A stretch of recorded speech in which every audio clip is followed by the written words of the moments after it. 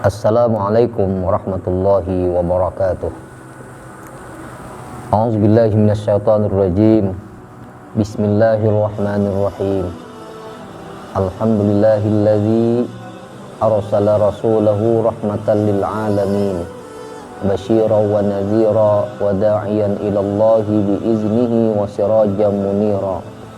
Allahumma fassalli wa sallim wa barik ala sayyidina Muhammad wa ala alihi wa ashabihi ajma'in, amma ba'd. Pemirsa TV Tabalong yang berbahagia, yang dirahmati Allah Subhanahu wa taala, kembali kita ucapkan syukur alhamdulillah karena rahmatnya Allah Subhanahu wa taala kita dapat kembali hadir untuk mengikuti siraman rohani lewat TV Tabalong ini. Dan alhamdulillah Allah masih berikan kita kesempatan bisa menghirup udaranya Allah di bulan suci Ramadan ini. Mudah-mudahan semua amal ibadah kita diterima di sisi Allah Subhanahu wa taala. Amin ya rabbal alamin. Salawat dan salam mari kita haturkan kepada junjungan Nabi kita Muhammad sallallahu alaihi wasallam, kemudian kepada para sahabat dan keluarga beliau ila yaumil qiyamah. Pemirsa TV Tabalong yang berbahagia, yang dirahmati Allah Subhanahu wa taala, kita maklum bersama bulan Ramadan itu adalah Syahrul Quran, bulan diturunkannya Al-Quran. Dalam Al-Quran Allah Subhanahu wa taala berfirman, Syahrul Ramadan alladzi unzila fihil Quran hudan linnasi wa bayyinatin minal huda wal furqan. Bulan Ramadan itu bulan diturunkannya Al-Quran. Apa fungsinya Al-Qurannya diturunkan? Hudan linnas, sebagai petunjuk bagi manusia, wa bayyinat, dan penjelas, wal furqan, dan pembeda antara hak dan yang batil. Nah, pemirsa TV Tabalong yang berbahagia, yang dirahmati Allah Subhanahu wa taala, kalau kita mengaku umat Islam, kalau kita mengaku umatnya junjungan Nabi kita Muhammad sallallahu alaihi wasallam, maka sungguhlah aneh kalau kita umat Islam tidak tahu, bahkan belum mengerti atau belum bisa membaca Al-Quranul Karim. Nah, oleh karena itu kewajiban kita sebagai umat Islam yang pertama adalah kita belajar membaca. Belajar membaca dulu. Setelah belajar membaca, kemudian kita sudah ngerti bagaimana cara belajar membaca yang baik. Yang berikutnya kita rajin membaca. Kemudian kita mempelajari isi kandungan Al-Quranul Karim dan termasuk mengamalkan isi kandungan Al-Quranul Karim. Belajar membaca misalnya, kan banyak metode sekarang ini pemirsa. Ada metode Iqra, itu metode yang cukup lama, yang dipakai oleh kawan-kawan kita di Badan Komunikasi Pemuda Remaja Masjid. Itu adalah metode Iqra. Metode-metode yang lain silakan, ada metode Ummi, metode-metode yang nggak jadi masalah. Tapi nggak boleh dia mengaku dia yang paling benar, dia yang paling baik, dia yang paling bagus. Semua metode bagus, semua metode baik. Nah, karena itu ketika kita sudah belajar membaca Al-Quran, maka kita harus terus belajar dan belajar, tidak pernah habisnya. Nah, lewat media ini saya ingin mengajak juga anak-anak Bapak nih yang di TK Al-Quran khususnya.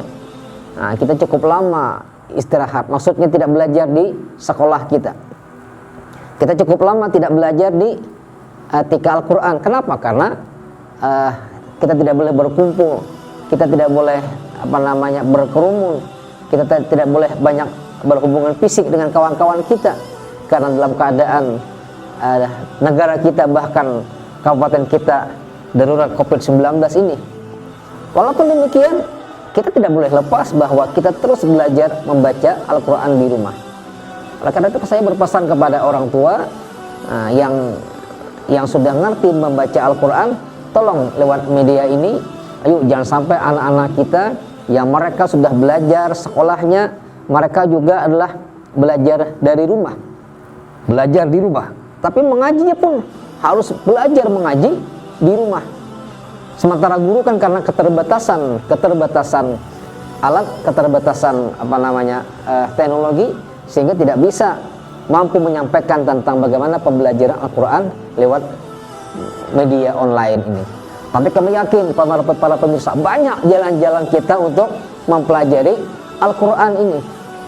Nah, kita ingin Ramadan ini yang kita orang tua, ayah, ibu, kemudian anak-anak kita berkumpul di rumah.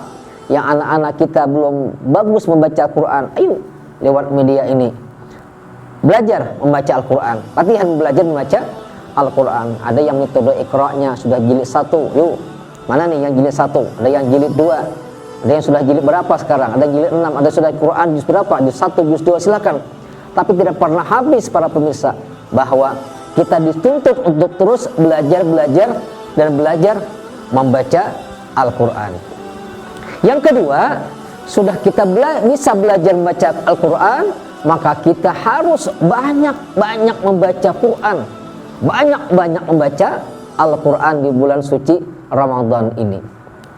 Ingat pemirsa, bagaimana kehebatan orang yang khatam Quran? Kalau saya mengatakan begini, orang yang khatamkan Quran berarti bibirnya itu para pemirsa, dia sudah tersentuh huruf-huruf dalam Quran yang 30 juz itu. Dia sudah tersentuh surah-surah yang 114 surah dalam Al-Quran itu. Nah, sehingga ketika dia membaca Al-Quranul Karim dari Al-Fatihah sampai An-Nas, bibirnya tidak pernah terlepas. Itulah hebatnya orang yang khatam Al-Quran.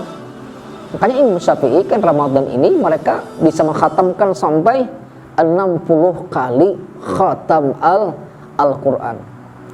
Dulu para pemirsa, saya sering mendengar apa yang disampaikan oleh ayahanda kita dulu, almarhum Ketua Majelis Ulama Indonesia Kabupaten Tabalong, ayahanda kita Haji Ahmad Siddiq Ilsi. Allah maghfir lahum, Allah maghfir lahu warhamhu wa'afihi wa'fu anhu. Ya Allah, ampuni dosa mereka, rahmati beliau dalam kubur. Beliau ahlul Quran. Ahlul Quran beliau banyak membagi ilmu kepada kita. Apa yang beliau sampaikan kepada kita? Dan beliau sering bicara sama saya, Saidul, nih, kalau saya, kata beliau, kadang 3 hari, 4 hari khatam Quran. 3, 4, atau 5 hari kata beliau khatam Quran. Berarti 1 bulan berapa kali khatam? Luar biasa. Kita jangankan khatam para pemirsa, 1 juz kadang-kadang 4 hari nggak dapat. Nah, kenapa? Karena memang kita ini tidak terbiasa. Karena itu jemaah sekalian, jangan bermimpi kita menjadi orang-orang ahlul Quran kalau kita belum terbiasa banyak membaca Al-Quran. Banyak guru-guru kita yang di Tabalong ini yang mereka ahlul Quran. Karena itu para pemirsa, hiduplah kita bersama ahlul Quran. Orang-orang yang bersama ahlul Quran, dia pasti mendapatkan kehebatan. Bukan hanya kehebatan dunia, bukan hanya kemuliaan dunia. Kemuliaan dunia itu tidak ada artinya jamaah sekalian, hanya sebentar saja. Tapi kemuliaan yang kita inginkan, kemuliaan di alam kubur kita, kemuliaan di akhirat kelak, itulah syafaat Al-Quran. Makanya beruntung para pemirsa, antum-antum yang jadi guru Al-Quran, jangan rendah diri. Kenapa? Karena guru Quran itu hebat. Dia bukan hanya dapat untung dunia, tapi keuntungan yang paling besar bagi kita semua para guru Al-Quran, mujahid Al-Quran, orang-orang yang membesarkan Al-Quran ini, termasuk siapa saja, mereka mendapatkan keberuntungan di akhirat. Bukankah doa yang sering dibaca oleh anak-anak kita? Yuk para pemirsa, jangan dianggap enteng doa ini. Pemirsa kan sering baca doa, anak-anakku ketika Al-Quran kan sering baca doa, selesai apa? Mau pulang belajar Al-Quran. Apa doanya? Allahumma rahamna bil Quran. Bahkan dibacakan dengan lagu lagi. Tapi orang sekarang menganggap doa itu biasa-biasa aja, padahal arti dari doa itu luar biasa. Allahumma rahamna bil Quran.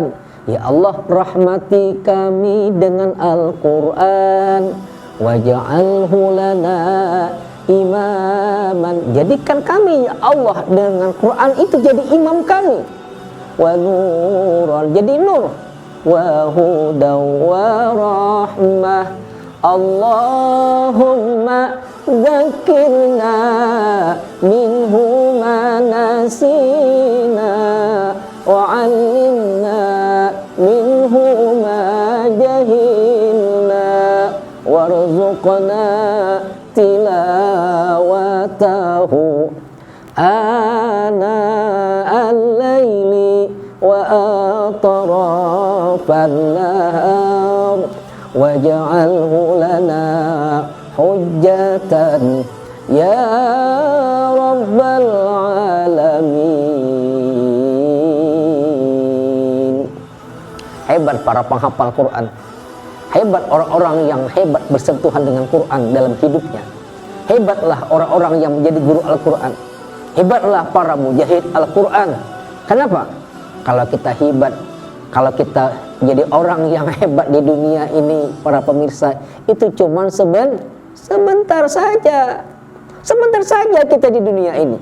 Tapi kehebatan yang abadi itu adalah kehebatan ketika kita nantinya di alam barzakh, di alam kubur, bahkan di hari kiamat kelak. Orang-orang siapa mereka itu? Orang-orang yang ketika hidupnya mereka berjuang dengan Al-Quran. Mereka yang memasarkan Al-Quran, mereka yang mengamalkan Al-Quran. Nah, oleh karena itu beruntunglah kita. Jangan ragu-ragu. Ayo, kalau jadi orang-orang para pejuang Quran, orang-orang yang nanti diperlihatkan oleh Rasulullah dekat dengan mereka, maka ayo, mereka-mereka yang belum tersentuh Quran, kita pelajari Al-Quran, kita terus banyak membaca Al-Quran, kemudian kita pelajari lagi tafsirnya, kita pelajari dan bahkan kita amalkan dalam kehidupan kita. Insya Allah kita akan menjadi orang-orang yang beruntung. Kenapa? Karena kita sekarang ini berada di bulan suci Ramadan. Terakhir, sebelum saya tutup ceramah ini, saya berpesan kepada para orang tua, yuk, bagaimana gerakan kita tabalong, gerakan maghrib mengaji yang digelontorkan oleh kawan-kawan kita. Bahkan kita di Kementerian Agama ingin mengajak kita semua, bahkan bupati kita ingin mengajak kita semua, bagaimana yuk maghrib stop HP, maghrib stop televisi, maghrib stop gadget, maghrib stop yang lainnya. Yang ada apa? Yang ada kita membaca Al-Quran. Nanti setelah Isya, ayo aja, oke silahkan. Mau megang HP silahkan, mau megang yang lainnya silahkan. Tetapi maghrib sampai Isya stop dulu. Supaya apa? Supaya tabalong menjadi tabalong yang agamis. Dan termasuk keadaan kita yang sekarang ini, darurat COVID-19 virus corona ini, mudah-mudahan dengan kita orang-orang yang mengamalkan Quran di bulan suci Ramadan ini, Allah angkat semuanya. Semua mereka-mereka yang sakit Allah sembuhkan. Bahkan penyakit virus ini cepat Allah angkat dan tidak ada lagi di negara kita dan termasuk di Kabupaten Tabalong ini. Mudah-mudahan Allah ijabah semua doa-doa kita. Amin ya rabbal alamin. Hadanallahu wa iyyakum ajma'in. Assalamualaikum warahmatullahi wabarakatuh.